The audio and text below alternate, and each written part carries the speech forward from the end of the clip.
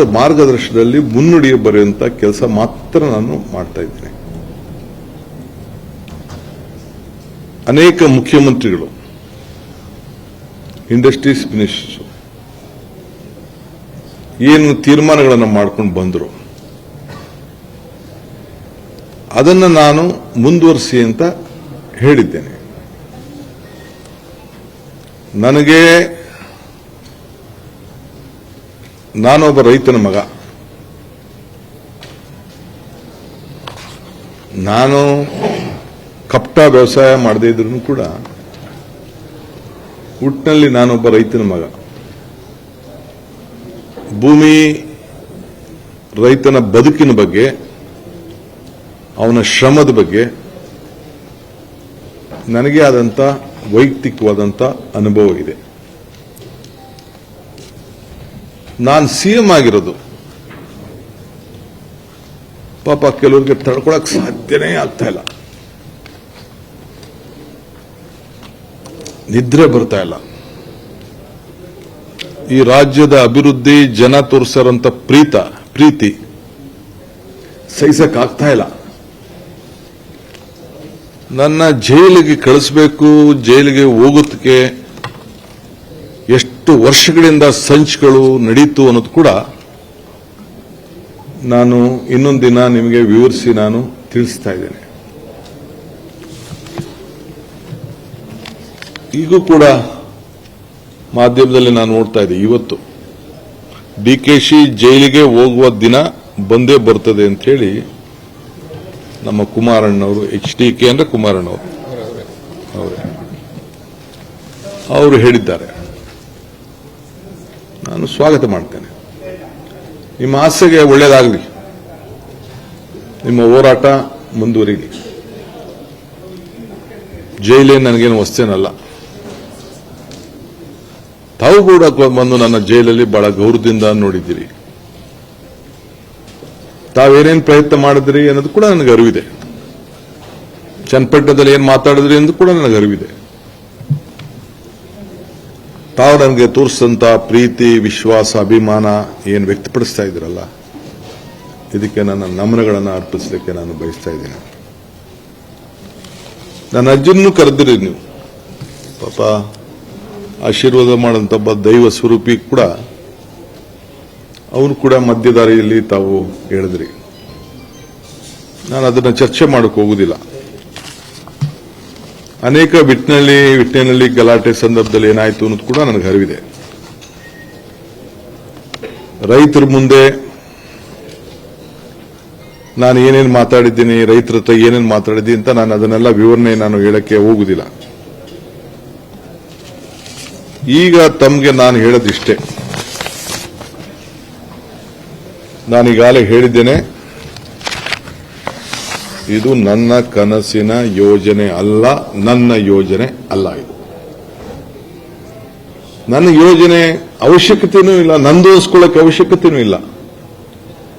ನಾನಿದಕ್ಕೆ ಪಿತಾಮಹ ಆಗ್ಲಿಕ್ಕೂ ಇಷ್ಟ ಇಲ್ಲ. ಬೆಂಗಳೂರು ಸುತ್ತಮುತ್ತಲು ಸಾವಿರಾರು ಎಕರೆ ಇವತ್ತು ಅಕ್ವಿಷನ್ ಆಗಿದೆ. ಹಾಸನದಲ್ಲಾಗಿದೆ, ಇವತ್ತು ಕೃಷ್ಣಾ ಯೋಜನೆ ಆಲ್ಮಟ್ಟಿಲಾಗಿದೆ, ನಮ್ಮ ಆರುಬಲೆಲಾಗಿದೆ. ಆ ಎಲ್ಲ ಕಡೆ ಯೋಜನೆಗಳನ್ನು ಅಕ್ವಿಷನ್ನು, ಲ್ಯಾಂಡ್ ಅಕ್ವಿಷನ್ನು ಎಲ್ಲ ಕೂಡ ಆಗಿದೆ. ಏರ್ಪೋರ್ಟ್, ನಾನೇ ಮಂತ್ರಿ ಆಗಿದ್ದಾಗ ಏರ್ಪೋರ್ಟ್ಗೆ ಲ್ಯಾಂಡ್ ಅಕ್ವಿಷನ್ ನಾನೇ ಡಿಸ್ಟ್ರಿಕ್ಟ್ ಮಿನಿಸ್ಟರ್.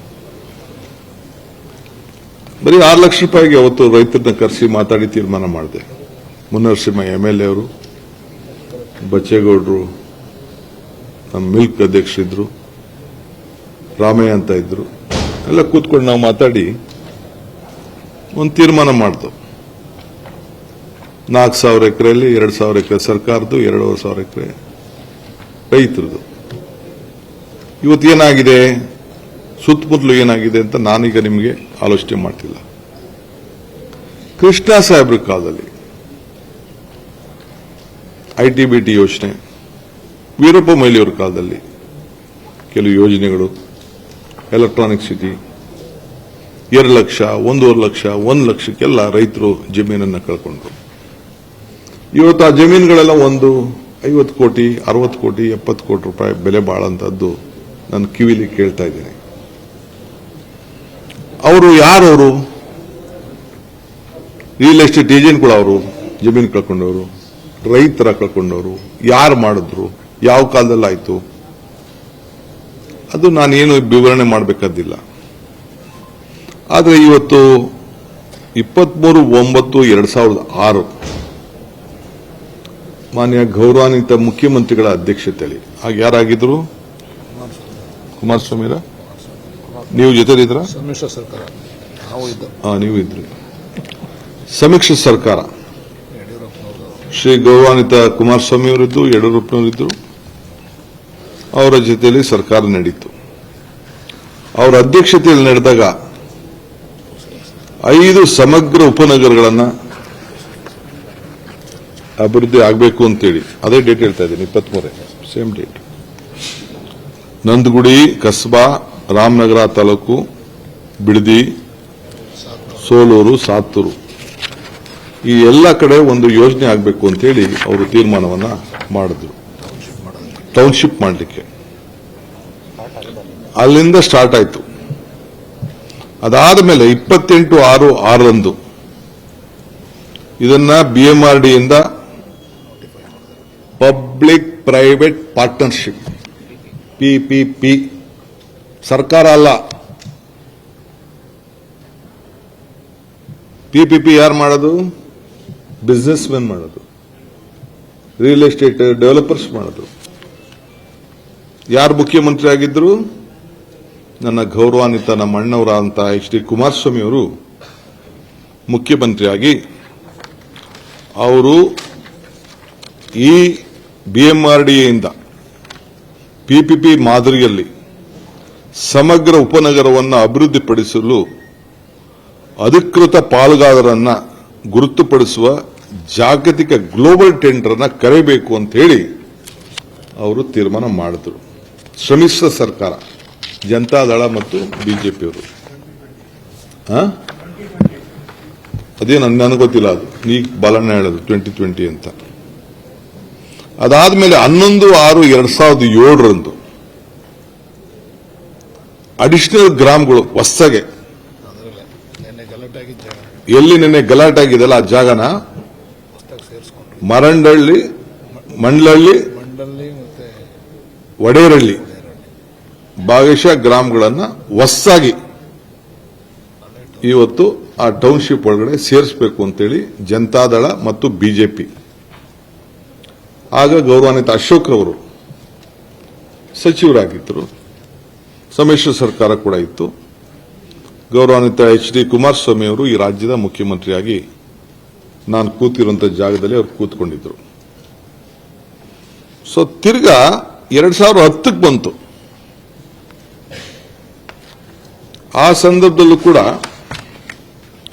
ಯಡಿಯೂರಪ್ಪನವರು ತಿರ್ಗಾ ಒಂದು ಸಮಗ್ರವಾದ ಉಪನಗರ ಯೋಜನೆಯನ್ನ ಮುಂದುವರಿಸಬೇಕು ಅಂತೇಳಿ 2ನೇ ಬಾರಿಗೆ ಗ್ಲೋಬಲ್ ಟೆಂಡರ್ ಅನ್ನು ಕರೆದು PPP ಮಾಡಲಲ್ಲಿ ಅವರು ಕೂಡ ಆಹ್ವಾನವನ್ನ ಕೊಟ್ಟರು. ಆಗ ಕೂಡ ಅಶೋಕ್ ರವರು ಸಚಿವರಾಗಿದ್ದರು, ಅವರು ಕೂಡ ಅದಕ್ಕೆ ಸಚಿವರಾಗಿದ್ದರು. ಅದಾದ ಮೇಲೆ ತಮಗೆ ನಾನು ಹೇಳೋದು,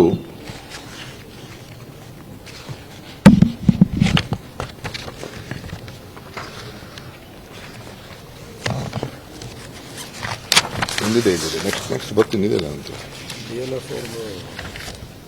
ಅದಾದ್ಮೇಲೆ 29/11/2006 ಗೌರವಾನ್ವಿತ ಮುಖ್ಯಮಂತ್ರಿಗಳಂತ HD ಕುಮಾರಸ್ವಾಮಿ ಅವರು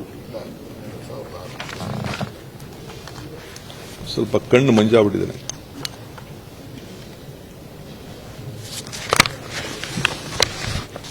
ಈ ಭೂಮಿಯನ್ನ ಇದು ಗಮನದಲ್ಲಿಟ್ಕೊಳ್ಬೇಕು.